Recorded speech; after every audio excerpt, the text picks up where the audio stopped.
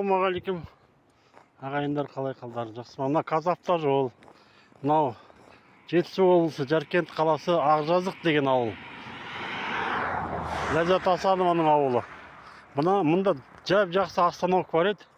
Ана кезде бір үлкен апай, бір 2-3 жастағы немересімен осы жерде қардың астында жол тосып тұр. Мұнда күшті бір остановка болған, цементпен. Жазда салқын, қыста жылы. Бекерден бекер бұзып тастады мынаны.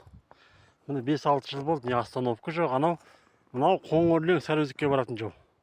Бәші Енталы. Мына жағы Жаркент Көктал Қарғосқа баратын жол. Не ана жақта остановка жоқ, не мына жақта остановка жоқ. Бекерден бекер құлатып цементтер әне жатыр. Боялған күшті остановка еді. Бұл не болды? Енді Қазавтожол қашан қояды екен мынаны? Қараңыздаршы, төбесіне цемент бәрін алып кетті. Мына цементтеріне бақтың ішінде жатыр. Қандай күшті остановка еді мынау.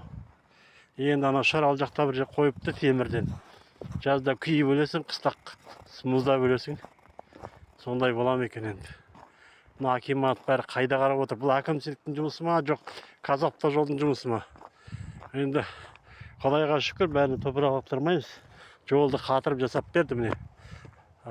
Неден знактарын бәрін қойып, ана бір знактар кейбір қисық қаңап тұрады. Пешоқат құлақ алдырма, ана бір жағына жантайып. Қандай адамдар жұмыс істейді екен. Тендер деген бәле болды.